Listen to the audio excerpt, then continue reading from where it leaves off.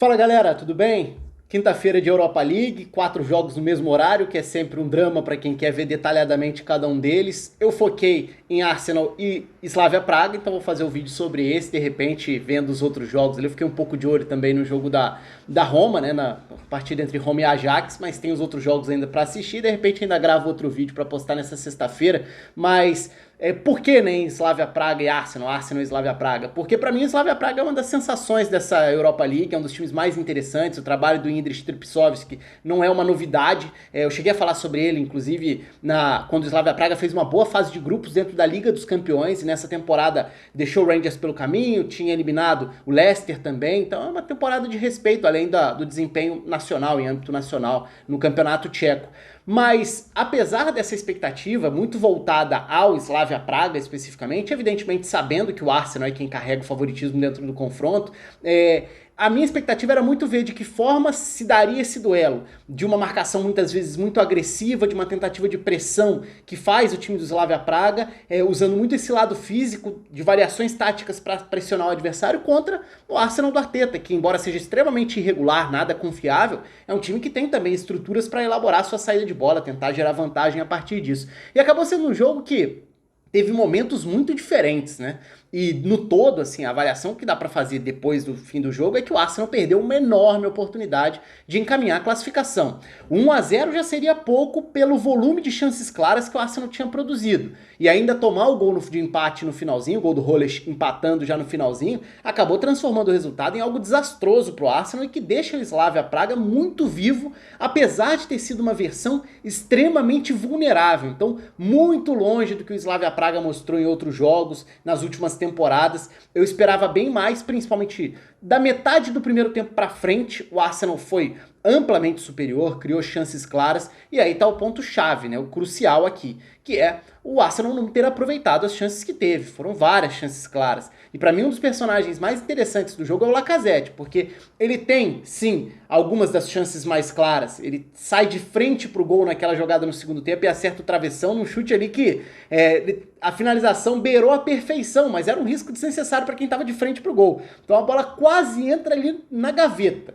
mas bateu na trave e não entrou. Então foi uma chance clara, um claro gol perdido, inclusive, de um Lacazette que, olhando por essa perspectiva, tende a ser visto como vilão, como outros jogadores do Arsenal que perderam chances claras, mas para mim o Lacazette foi um dos melhores jogadores em campo, se a gente olhar para a dinâmica da partida, para os encaixes, para a estrutura tática, e acho que o jogo acabou sendo muito divertido, certamente não para quem é torcedor do Arsenal, porque para o torcedor do Arsenal certamente foi um jogo irritante, estressante, em que o jogo era difícil, se apresentou difícil no início, o Arsenal conseguiu reverter um pouco esse cenário, criou chances para fazer 2-3-0, matar o confronto e sair com 1-1 dentro de casa do jogo da ida diante do Slavia Praga. Então, para o torcedor do Arsenal, certamente não foi divertido. Mas olhando de um ponto de vista neutro, foi um jogo bastante legal de ver por essas chances, por ter sido aberto e porque o Slavia Praga é uma atração do ponto de vista tático também. Então é um time divertido porque corre risco, vai tentar jogar do jeito dele. E dessa vez não conseguiu executar isso tão bem.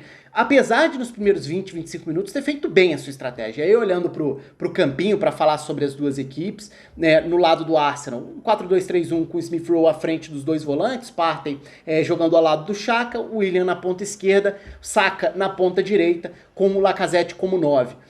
Com o Cedric jogando na lateral esquerda, Bellerin jogando na lateral direita, o Holding sendo o zagueiro pela direita, com à esquerda dele o Gabriel, formando essa primeira linha com 4.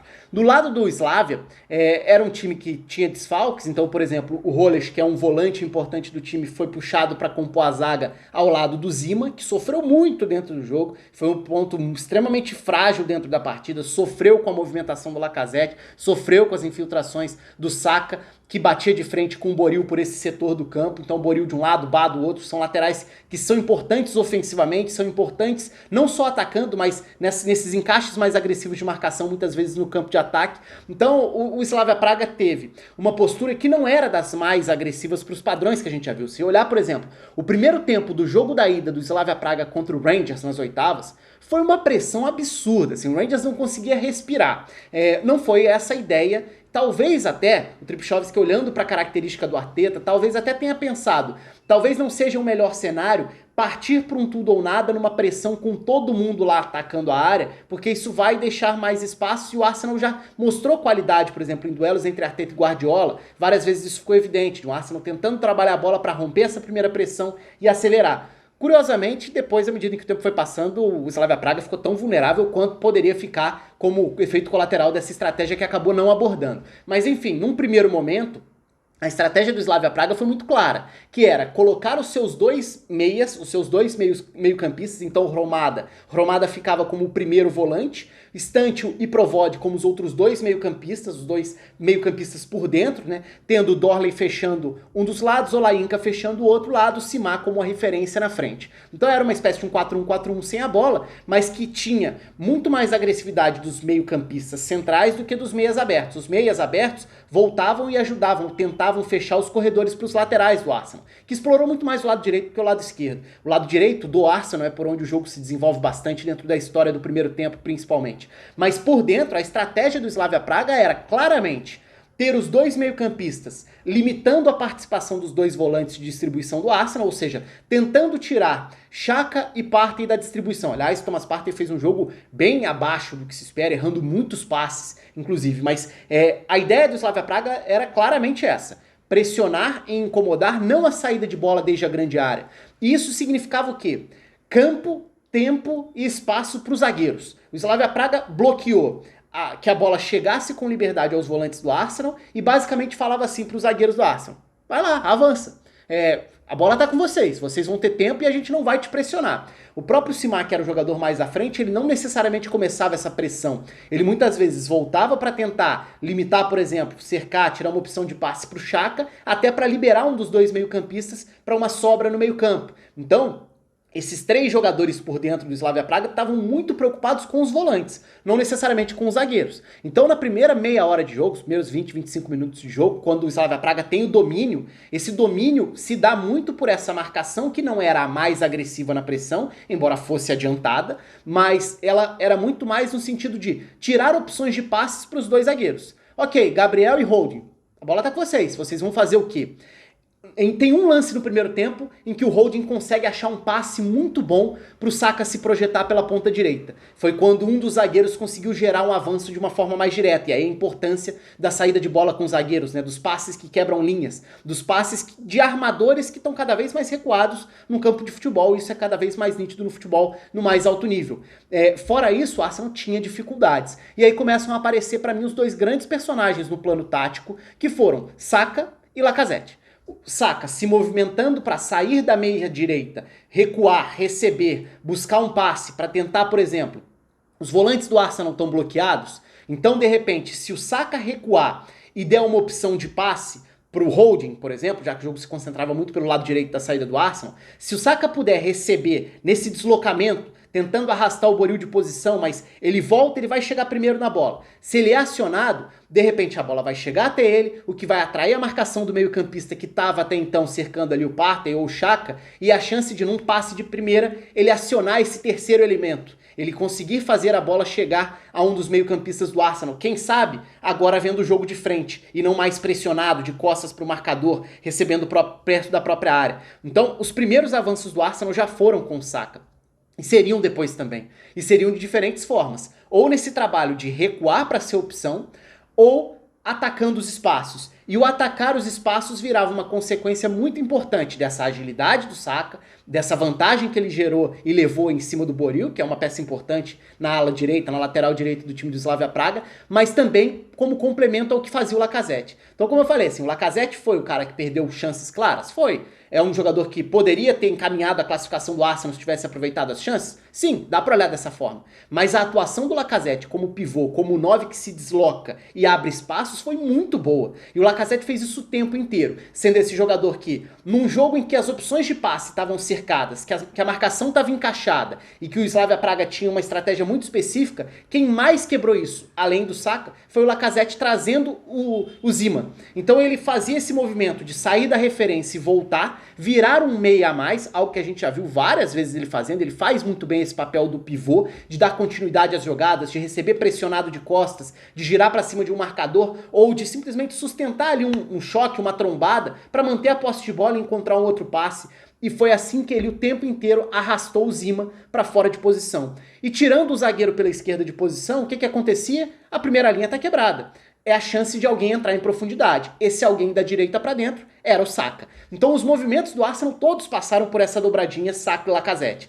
O que ficou faltando, inclusive, foi um pouco mais dessa ameaça pelo outro lado, com o William, mais com o William do que com o Smith Rowe.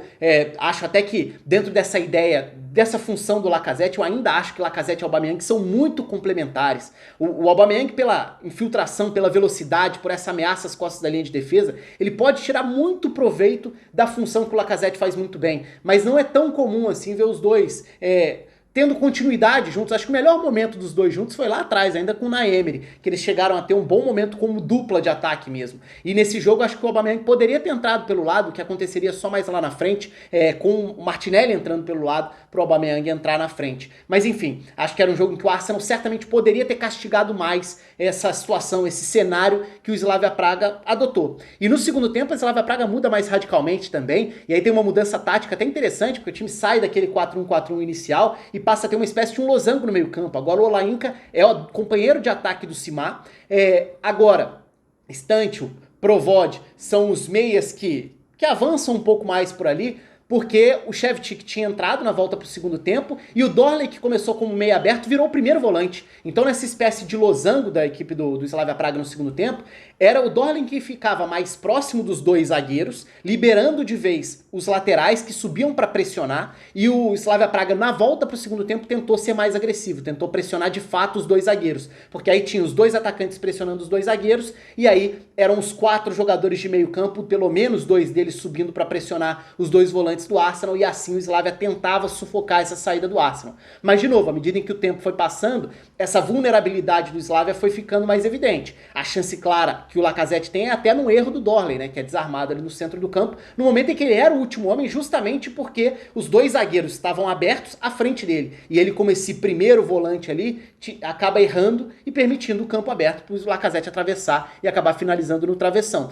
Mas foi um outro cenário, porque com a entrada do Shevchik mudou um pouco esse formato, muda um pouco esse desenho. Depois, com as substituições na sequência, o Slavia Praga muda de novo a forma de jogar, não em termos de desenho como um todo, mas ainda tentando com o Lingard virar esse meia. Aí tem o Kusta que entra para ser um dos atacantes, o Lingard vira esse meia que encosta nos 2 atacantes dentro dessa formação. O Provod faz diversas funções diferentes dentro do jogo. O Stantio, que é um jogador que bate bem na bola, acabou sendo mais apagado dentro da partida, mas é um Slavia Praga que é interessante de ver jogar. Ainda que dessa vez tenha promovido um jogo muito mais descontrolado, muito mais aberto, em que o Arsenal perdeu uma grande chance de sair com uma vantagem enorme.